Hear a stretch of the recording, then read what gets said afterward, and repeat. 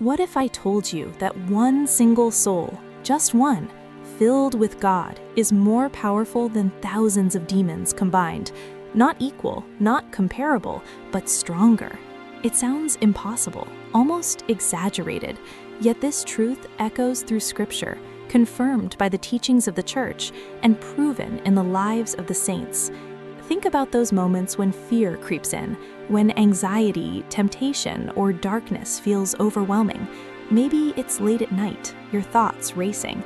Maybe it's a struggle with sin you feel you can't escape. It can feel like you're surrounded, outnumbered, and spiritually weak, like the enemy has the upper hand, like you're fighting a battle you're destined to lose. But here's the mistake most people make. They think the spiritual battle is about numbers. More demons means more power. More temptation means less hope. That's how the world works, but not how God works. In the Bible, we see a completely different reality. In Romans 8:31, it says, "If God is for us, who can be against us?" Notice it doesn't say, "Who can match us?" It says, "Who can be against us?" Because when God is present, opposition loses its meaning. The power of a soul does not come from itself. It comes from who dwells within it. A soul in a state of grace is not fighting alone. According to Catholic doctrine, sanctifying grace is the very life of God in the soul. That means God is not just helping you, He is living in you. And God is not one force among many. He is infinite. Demons, no matter how many, are finite, created beings. They are powerful compared to us, but nothing compared to Him. This is why one soul united with God is not just slightly stronger, but infinitely stronger. Look at David facing Goliath, a shepherd boy against a giant warrior. By human standards, it was absurd.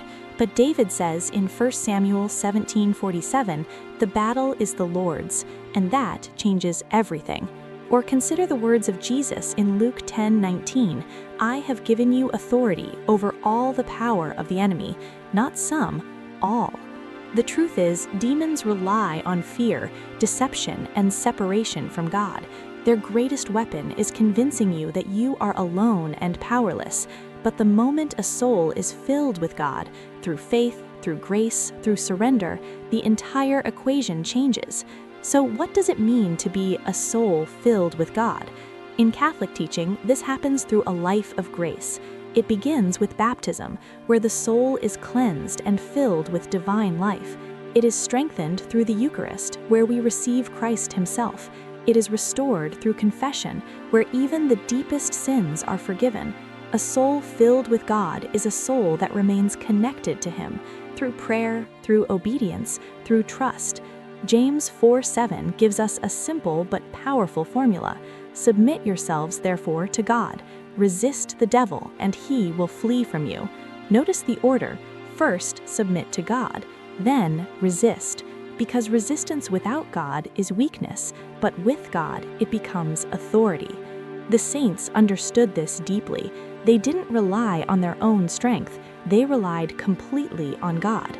And because of that, they faced demonic opposition without fear.